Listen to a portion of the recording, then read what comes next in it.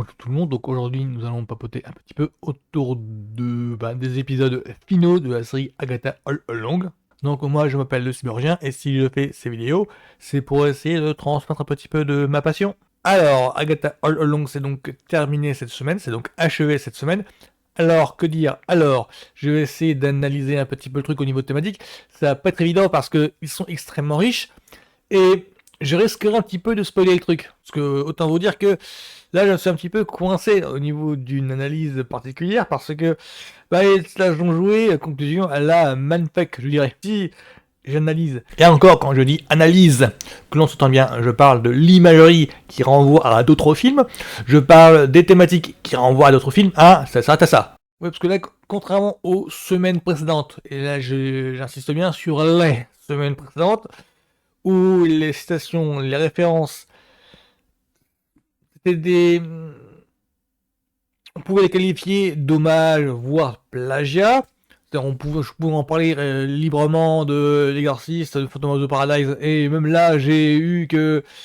je crois que je me suis planté en fait, parce que là, il mentionne justement quelques références qui correspondent plutôt aux hommages précédents. Donc on voit d'où les références sont issues.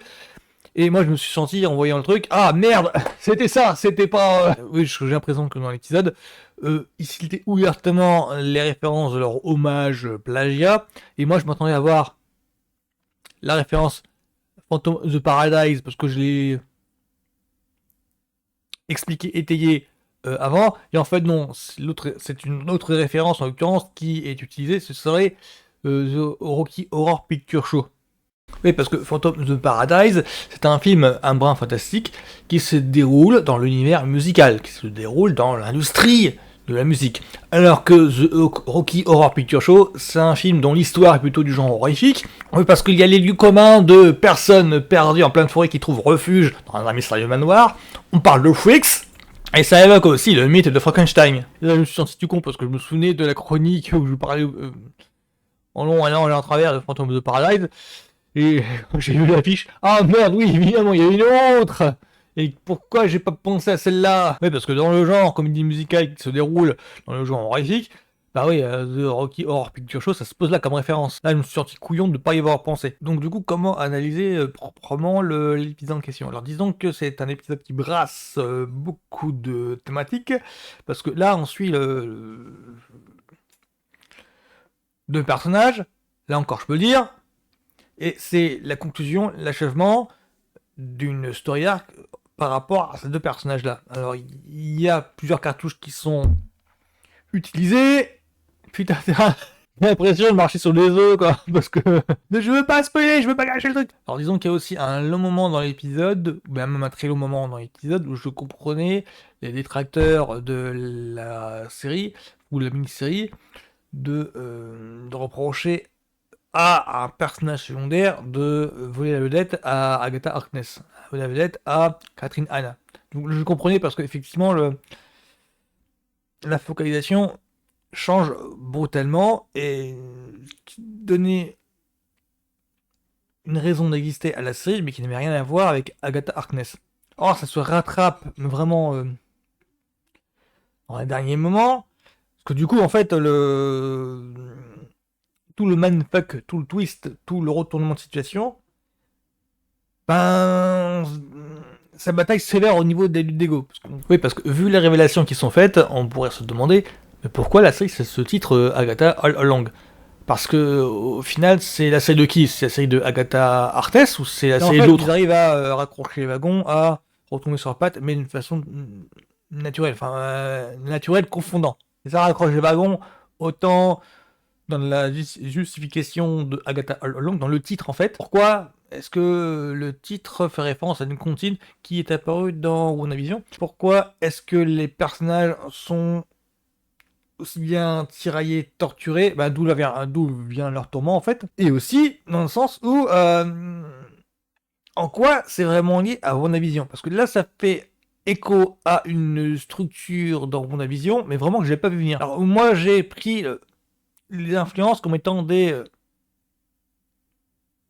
hommages tout le temps à un genre pour mieux inscrire Agatha All Along dans un genre particulier à façon d'intégrer toutes ces notions-là dans le MCU. Même à y réfléchir, j'ajouterais que ça pourrait servir de patchwork d'influence, d'imagerie, qui nourrirait plus tard l'univers Marvel au cinéma, qui servirait de background à l'univers Marvel au cinéma, au MCU. Et du coup, je me demande si je ne me suis pas fait spoiler ou si je me suis pas totalement égaré. Parce que tout ce qui concerne les citations sur l'Exorcist, tout ce qui concerne les citations en Phantom of the Paradise, enfin, c'est la référence en question, c'est Rocky Horror Picture Show. L'épisode m'a corrigé. Et tout ce qui concerne, en fait, et qu'encore American Horror Story, qui concerne l'esthétisme en fait utilisé, je me suis demandé si, au final, ces influences-là nourrissent vraiment le MCU ou si c'est juste une sorte de fantaisie d'auteur, on va dire. Oui, en gros, est-ce que la série intègre des imageries fantastiques, horreur, pour mieux servir le world building du MCU? En gros, est-ce qu'on va retrouver plus tard cette imagerie ultérieurement, quoi, dans les prochaines films, séries, je sais pas. Ou au contraire, est-ce que c'est juste en fait l'auteur qui se fait plaisir, je crois que c'est Brad Nudenbaum ou Jack Schaeffer, oui, je sais pas qui est l'auteur propre à la série, mais ce sont les deux producteurs vraiment en action. Est-ce que ce sont des libertaires en fait de ces auteurs-là? Ça, j'ai pas la réponse, faudra voir vraiment plus tard. Parce que là, à ce moment-là, je vois bien que j'ai pas envie de fan-théoriser sur est-ce qu'on va revoir ou pas tout le versant horreur fantastique, donc propre à la sorcellerie, est-ce qu'on va le revoir ou pas ultérieurement dans un film ou série ou je sais pas. Parce que Jacques Schaeffer, donc la showrunneuse, a fait des déclarations dans la presse par rapport au fait qu'elle travaillerait plus ou moins, mais qu'elle n'a plus de projet en commun avec Marvel Studios. J'ai pas envie de fantasmer sur ça. Oui, moi j'ai envie d'analyser les séries qui sont sorties, ou les films qui sont sortis. Point barre. À quel point je me sens piégé, c'est que il y a une épreuve qui m'a fait penser à Cube de Vince Nathalie. Or, le problème, c'est que plus tard, en fait, on fait mention à un autre film qui s'appelle Saw de James Wan. C'est là que je me suis dit, ah ok, donc je fais fausse route. Donc qu'est-ce que je fais? Je parle Cube ou je parle Saw? Je vais essayer de vous parler des deux. Et donc Cube, c'est ce film-là de Vince Nathalie où on voit une poignée de personnes, je crois qu'ils sont 4 ou 5, qui sont enfermées dans une pièce cubique, d'où le titre, et qui doivent trouver les stratagèmes pour s'en sortir. Sachant que chaque pièce cubique, chaque pièce voisine a son propre piège à déjouer. Et c'est donc ces films-là où des personnes banales, random, se retrouvent piégées, se réveillent en fait avec un piège à déjouer, des pièges qui s'avéreraient mortels. Oui, que l'on s'entend bien. Je ne dis pas que les épisodes de cette semaine de Agatha All Along sont au même niveau que Saw. Non, pas du tout. Hein. Saw, c'est du cinéma d'horreur interdit aux moins de 16 ans pour la plupart. Il me semble qu'il y a même un ou deux qui sont interdits aux moins de 18 ans. Gore, trash, comme vous voulez. Non, et Agatha All Along, ça reste du fantastique horreur, mais friendly. Je dis juste que le récit, la structure même de la narration, c'est du soleil, quoi, pour les sorcières. Finalement, tout ce qui est Witchwood, tout ce qui est le chemin des sorcières, c'est ni plus ni moins que Saw, dans la logique du piège mortel pour les sorcières. Je ne dis pas que Agatha All Along, c'est du niveau de Saw, hein, on est bien d'accord. Voilà, tout ça pour vous dire que Agatha All Along, pour moi, c'est une des meilleures séries Marvel. C'est une réussite que j'avais pas vu venir. J'espérais en fait que ce soit du même acabit des premières séries, mais sans trop y croire. Because problème dans la production. Oui, moralité, ne jamais croire à Scooper, parce que à cause de ces Scoopers-là, il y a plein qui vont être déçus, je suppose, parce que il y a 2-3 caméos qui avaient été annoncés par les Scoopers. C'est genre, ouais, il y a une probabilité de 60% que l'on voit Elizabeth Olsen, il y a une autre probabilité que l'on voit Mephisto, il y a une autre probabilité que l'on voit... c'était Kang, Jonathan Major, ouais, enfin il y a des tas de probabilités comme ça qui ont circulé, des tas de rumeurs bruit de couloir qui ont circulé, et en fait à l'écran, bah il y a rien. Ça m'a vraiment rappelé l'époque WandaVision où tout le monde pariait sur une apparition de caméo de Mephisto, on pariait sur le retour de Quicksilver Vilfargent interprété par c'est pas Chris Evans, c'est pas Helen, c'est pas Peters, c'est l'autre, Aaron Taylor Johnson. Donc il y avait des rumeurs qui circulaient par rapport à ça. Il y avait aussi des rumeurs par rapport à Mandy Cumberbatch qui fasse un caméo. Enfin, ça m'a vraiment rappelé cette époque-là où tout le monde pariait sur l'arrivée d'eux en caméo parce qu'il y avait des scoopers qui étaient en train de maintenir la pression à ce niveau-là. Et en fait, il n'y a pas eu grand-chose. Je crois qu'il y a seulement 90% des scoopers qui se sont fait démentir. Et là, sur Agatha All Along, j'avais vu le même truc. Il y avait une rumeur comme quoi il y aurait des séquences post-crédit qui lieraient Agatha All Along avec d'autres productions MCU. Il n'y a aucune scène post-crédit de toutes les séries, hein. Faut être clair. Donc moi, Agatha All Along, je l'ai adoré, mais vraiment, c'est dans mon top 5, je dirais, et je m'attendais pas à ça du tout. Alors, je ne peux pas analyser la structure, sinon je spoil, mais vraiment je spoil. C'est compliqué, hein, parce que là, j'avais pris l'habitude de citer des films auxquels ça fait penser, et quand j'ai vu la retournement de situation, je me suis dit, ah merde, je peux pas en parler là. À la limite, je pourrais vous dire qu'il y a un moment dans un épisode qui m'a fait penser à la série Outlanders. Alors, je sais pas si vous connaissez Outlanders. C'est une série qui se déroule à l'époque, alors médiévale, je crois, moyenâgeuse, en Irlande, du temps des Highlands. Ouais, c'est une série où une infirmière en 1940, une infirmière anglaise, une infirmière de guerre, en fait, Claire Randall, se retrouve propulsée via voyage dans le temps dans l'Écosse de 1700 et quelques, en pleine guerre entre les clans irlandais et l'armée anglaise. Oui, alors oui, entendons-nous bien, c'est une série qui se veut romanesque avant tout. On sent l'ombre d'un Braveheart, l'ombre d'un Rob Roy derrière.